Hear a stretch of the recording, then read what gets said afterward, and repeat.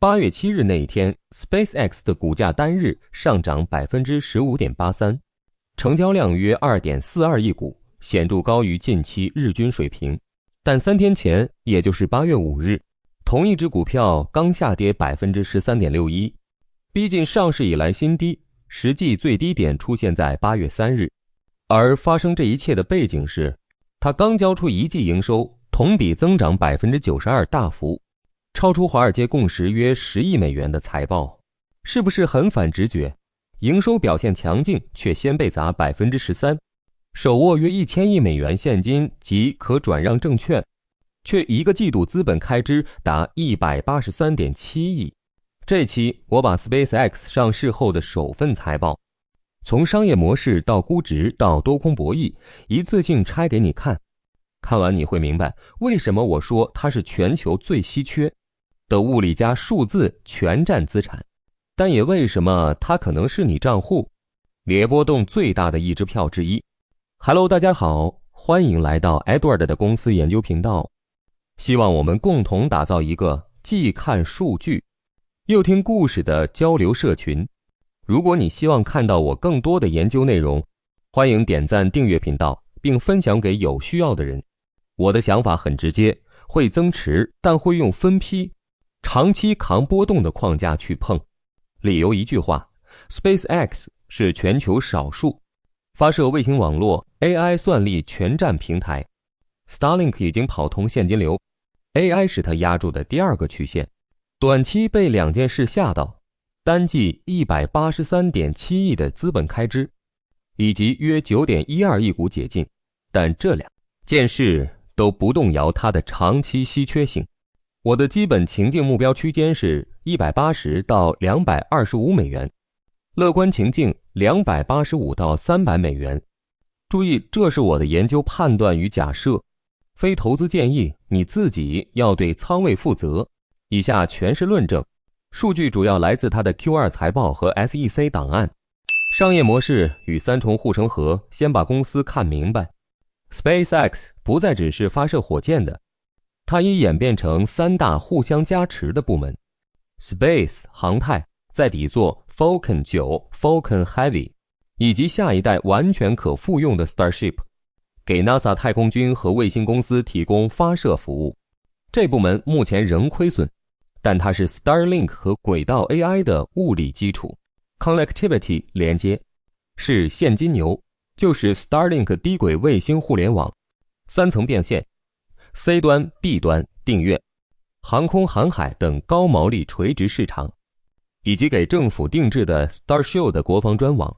AI 人工智慧在顶层并购 XAI 并整合 Grok 后， AI 业务已独立成报告部门，销售云端算力 Grok 订阅等。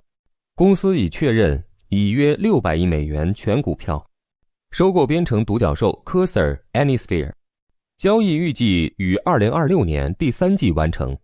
同时也在讨论与 Tesla 合作推进 Terafab 晶片厂计划，具体落地进度仍待观察。3条护城河叠加构成它的系统性壁垒。第一，可复用火箭的成本曲线 Falcon 91，子级多次复用把发射成本压到行业较低水平。 Starship 双级完全复用，根据公司内部目标，预计2030年左右把每公斤轨道成本降到约500美元，长期进一步下降，对传统发射商形成明显优势。第二，巨型星座的网络效应加轨道频谱。 Starlink 已有数千颗卫星在轨，稀缺的全球频谱和轨位资源，后来者难以轻易复制。第三，极致垂直整合，从晶片设计、卫星制造、火箭发射到 AI 训练终端软件，多数环节自己掌控，自建发射降低 Starlink 铺设成本。 Starlink 的全球站点又可能为轨道 AI 算力节点提供支持。财报拆解，炸裂的营收，吓人的烧钱。现在看那张让市场又爱又怕的 Q2 财报。8月4日盘后发布上市后首份，总营收 78.14 亿美元，同比加 92.0%， 大幅超过华尔街共识约 68.2 亿美元，超出约10亿，调整后 EBITDA 35.38亿美元，同比增长 191.4%， EBITDA 利润率约 45%， 符合 Rule of 40的观察维度，分部门看更清楚。 Connectivity 是利润核心， Q2 营收 42.91亿美元，营运利润 16.56亿美元。 Starlink 全球订阅用户约1200万，比去年同期约600万翻倍，单季净增约170万。ARPU 约66美元。 AI 部门环比大幅成长，营收 25.61亿美元，括号 Q1 为 8.18亿，同比加 247.5%。 虽然因大模型训练产生约 12.57亿营业亏损，但已实现约 11.46亿的正向调整 EBITDA。Space 部门营收 9.62亿美元，营业亏损 5.42亿美元。上半年完成78次发射，送约1041吨，载荷入轨。接下来是市场最分裂的地方，利润改善与高额烧钱并存。公司净亏损 5.41亿美元，同比收窄 46.3%， EPS 0.09美元，优于共识的负 0.12 左右。真正引发担忧的是单季资本开支 183.7 亿美元，其中约 158.3 亿投入 AI 基础设施，经营现金流与自由现金流仍受高额 CapEx 大幅压缩调整后，自由现金流约仅于约12亿量级，具体以现金流量表为准。但另一头，钱袋子极度充裕，持有的现金及可转让证券高达约1000亿美元，约935亿现金加约65亿证券，这主要来自6月 IPO 净筹约857亿，含 over allotment 以及发行的250亿投资级债券，加权利率约 5.855%。 注意，这1000亿里大部分是 IPO 募来的，不是经营赚的，这是必须区分的口径。所以一句话总结财报，增长是真猛，烧钱也是真狠，但账上钱够烧一段时间。三段论证，论证一，护城河正在蜕变成订单，光说壁垒不够看落地。代表性案例包括 Dragon 飞船成为 NASA 往返空间站的主力之一， Starlink 先后拿下多家航空公司的机载 Wi-Fi。AI 云端服务方面，据公司披露与报道， Q2 已签订约141亿美元多年期算力相关合约，具体以 SEC 档案为准，显示从卖火箭向卖算力延伸。论证二，增长引擎被管理层上修。财报电话会上，管理层将实现1万亿美元年营收的内部目标，从2031年提前到2030年，并预计财年底年化运转率有机会冲到约1000亿。部分机构模型更为激进，例如有预测2030年总营收可达数千亿， AI 占主要比重，但这些是远期假设与模型存在高度不确定性，别当既定事实。论证三，筹码结构和治理是双刃剑，这里要冷静。Elon Musk 持股约 42%， 通过超级投票权控制约 82%， 到 85% 的投票权买 SPCX， 本质上是压一个人与团队的执行力，好处是执行力突出。 COO Gwynne Shotwell 把 Starlink 用户做到约1200万，发射频次高且事故率低。CFO Brett Johnson 主导了史上最大规模 IPO 与250亿发债，累积出约1000亿资本缓冲。